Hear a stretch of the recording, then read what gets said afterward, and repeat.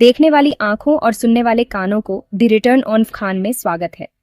आज हम आपके लिए एक और फिल्म का विस्तृत विश्लेषण लेकर आए हैं।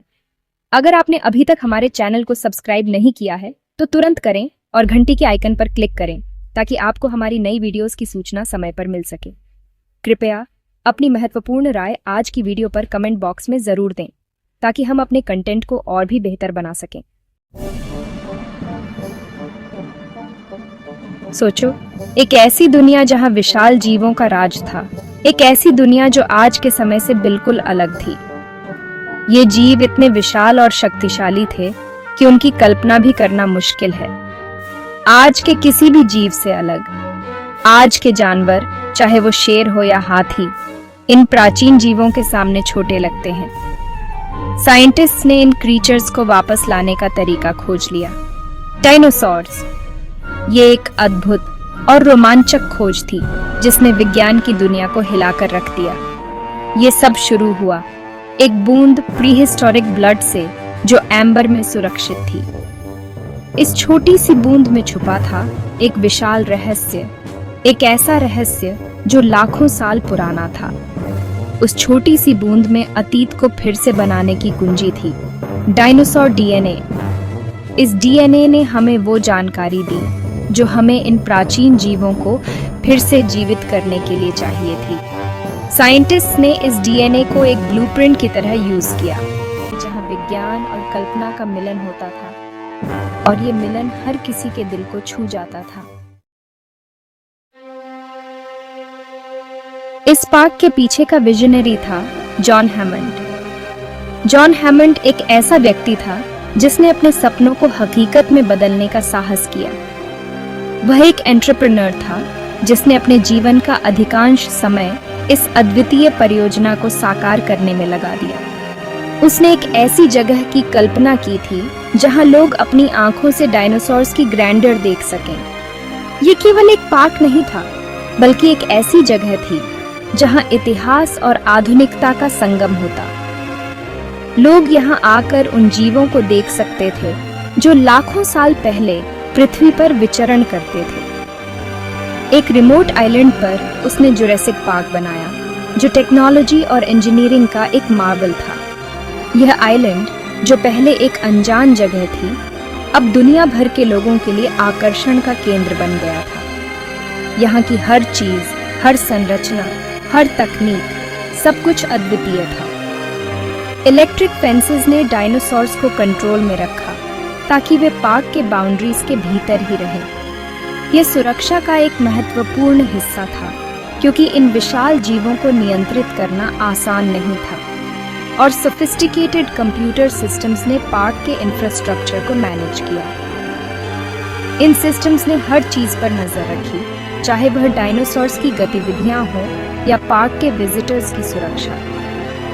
यह एक हाईटेक ऑपरेशन था जिसमें हर छोटी से छोटी चीज का ध्यान रखा गया था। ये एक सपने के सच होने जैसा लग रहा था, नेचर और साइंस का एक परफेक्ट ब्लेंड। यहाँ आकर लोग न केवल डायनासोर्स को देख सकते थे, बल्कि यह भी समझ सकते थे कि विज्ञान और प्रकृति कैसे एक साथ मिलकर कुछ अद्वितीय बना सकते हैं। लेकिन जैसा कि हम सभी जानते हैं, कभी-कभी सबसे परफेक्ट प्लान्स भी बुरी तरह से गलत हो सकते हैं। जुरासिक पार्क का यह सपना भी एक दिन एक बुरे सपने में बदल गया। तकनीकी खराबियों और अनफोर्सीन सर्कमस्टांसेस ने इस अद्वितीय परियोजना को एक खतरनाक स्थिति में डाल दिया। लोग अपनी जान बचाने के लिए भागने लगे और वह पार्क जो कभी एक वंडरलैंड था, अब एक नाइटमेयर बन गया था। जुरासिक पार्क को पब्लिक के लिए खोलने से पहले जॉन हैमंड ने एक्सपर्ट्स के एक ग्रुप को आइलैंड पर इसकी सेफ्टी चेक करने के लिए इनवाइट किया। ये एक्सपर्ट्स अपने अपने फील्ड्स में बहुत ही रिनाउंड थे और उनका काम इस प्रोजेक्ट की सक्सेस के लिए बहुत ही क्रिटिकल था। उनमें से एक थे डॉक्टर एलन ग्रांट, एक फेमस पैलियोंटोलॉजिस्ट जो फॉसिल्स और एंशिएंट लाइफ फॉर्म्स के बारे में गहरी नॉलेज रखते थे। डॉक्टर ग्रांट ने कई सालों तक डायनासोर्स के बारे में रिसर्च की थी और उनकी डिस्कवरीज ने पैलियोंटोलॉजी के फील्ड में कई नए डायमेंशंस जोड़े थे। और डॉक्टर एली सैटलर एक पैलियोबॉटनिस्ट जो एंशिएंट प्लांट्स और उनके इकोसिस्टम्स के बारे में स्टडी करती थी। डॉक्टर सैटलर का काम ये समझना था कि कैसे इन प्लांट्स ने डायनासोर्स के साथ कोएग्जिस्ट किया और उनका एनवायरनमेंट कैसा था। वे लिविंग डायनासोर्स को देखने के मौके पर थ्रिल्ड थे। उनके लिए ये एक ड्रीम कम ट्रू मोमेंट था, क्योंकि उन्होंने कभी सोचा भी नहीं था कि वे उन क्रीचर्स को देख पाएंगे जिनके बारे में उन्होंने सिर्फ बुक्स में पढ़ा था। उनके साथ डॉक्टर इयन मैल्कम भी थे, जो एक मैथमेटिशियन थे जो केओस थ्योरी के स्पेशलिस्ट थे, और उन्होंने इस थ्योरी को कई कॉम्प्लेक्स सिस्टम्स में अप्लाई किया था। डॉक्टर मैल्कम का मानना था कि नेचर इनहेरेंटली अनप्रिडिक्टेबल है और इसे कंट्रोल करना इम्पॉसिबल है। ये स्टडी बताती है कि कैसे छोटे छोटे चेंजेस भारी अनप्रिडिक्टेबल कॉन्सिक्वेंसेस ला सकते हैं। डॉक्टर मैल्कम ने कई बार अपने लेक्चर्स में इस थ्योरी को एक्सप्लेन किया था और उनके इंसाइट्स ने कई लोगों को सोचने पर मजबूर कर दिया था। उनकी प्रेजेंस किसी के भी सोच से ज्यादा क्रिटिकल साबित होने वाली थी। ये एक्सपर्ट्स सिर्फ अपने फील्ड्स में ही नहीं बल्कि एक दूसरे के साथ कोलैबोरेट करके भी इस प्रोजेक्ट को सक्सेसफुल बनाने में मदद करने वाले थे। उनकी कंबाइंड एक्सपर्टीज और इनसाइट्स जुरासिक पार्क के फ्यूचर को शेप करने में बहुत ही महत्वपूर्ण भूमिका निभाने वाली थी।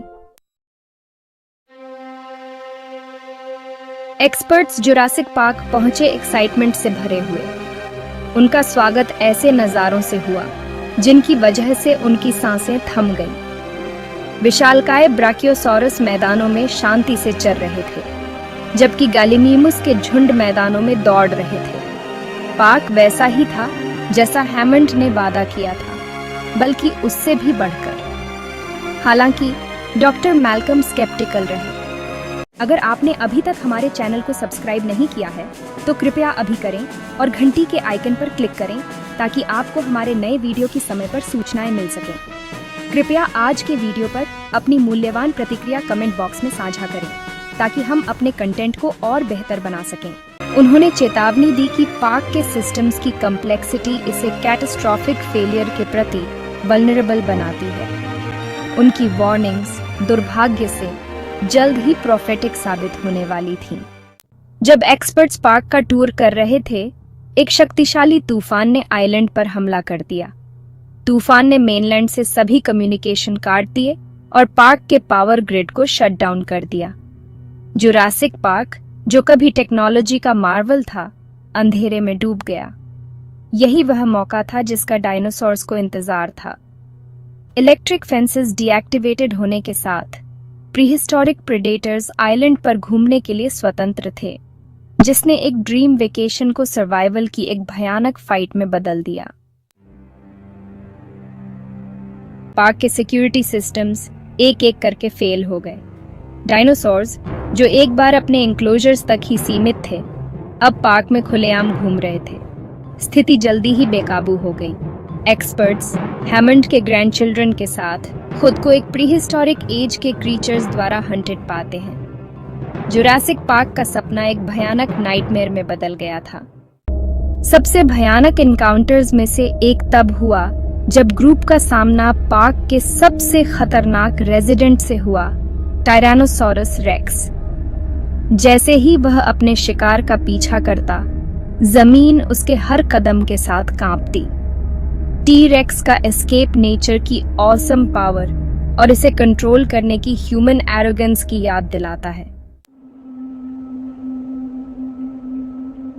पार्क में केओस के साथ सर्वाइवर्स फंस गए थे। उन्हें डायनासोर्स को आउटस्मार्ट करने और आइलैंड से जीवित बचने के लिए अपने विट्स और हर आउंस ऑफ करेज का यूज करना पड़ा। सिविलाइजेशन में वापस उनका जर्नी खतरे से भरा था। हर कदम उनका आखिरी हो सकता था, क्योंकि वे एक प्रीहिस्टोरिक जंगल से गुजर रहे थे जो अब प्रेडेटर्स से भरा हुआ था। सर्वाइवर्स ने जल्द ही डिस्कवर किया कि उनके प्रीहिस्टोरिक एडवर्सरीज में सबसे चालाक वेलोसिरैप्टर्स थे। हाईली इंटेलिजेंट और इनक्रेडिबली स्विफ्ट, रैप्टर्स अपने शिकार को कॉर्नर करने के लिए कोऑर्डिनेटेड टैक्टिक्स का यूज करते हुए पैक्स में हंट करते थे। एक हार्ट स्टॉपिंग चेस शुरू हुई जिसमें ह्यूमन इंटेलेक्ट का मुकाबला रैप्टर्स की रॉ इंस्टिंक्ट से था। यह सर्वाइवल की बैटल थी जहां हर सेकंड मायने रखता था। जैसे ही सर्वाइवर्स ने बाहर निकलने के रास्ते की डेस्परेटली सर्च की, वे पार्क के कम्युनिकेशन सिस्टम्स को रिएक्टिवेट करने में कामयाब रहे। मदद आ रही थी, लेकिन उन्हें अभी भी हेलीकॉप्टर लैंडिंग पैड तक पहुंचना था। उनके एस्केप रूट को टी-रेक्स ने ब्लॉक कर दिया था, जो अभी भी प्रीहिस्टोरिक साइज्ड मील के लिए भूखा था। एक फाइनल डेस्परेट कॉन्फ्रंटेशन में वे बाल-बाल टी-रेक्स के जबड़े से बच निकले और हेलीकॉप्टर में चढ़ गए।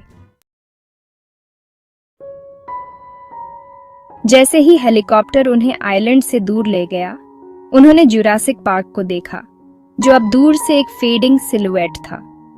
एक प्रीहिस्टोरिक पार्क का सपना टूट गया था, जो मैनकाइंड के एरोगेंस और नेचर की अनप्रेडिक्टेबल पावर के बारे में वैल्यूएबल लेसन्स छोड़ गया था। जुरासिक पार्क एक स्टार्क रिमाइंडर बना हुआ है कि कुछ चीजें अतीत में दबी रहने में ही भलाई है। डायनासोर्स भले ही एक बार फिर चले गए हों, लेकिन उनकी कहानी आने वाली पीढ़ियों के लिए एक वार्निंग का काम करती है।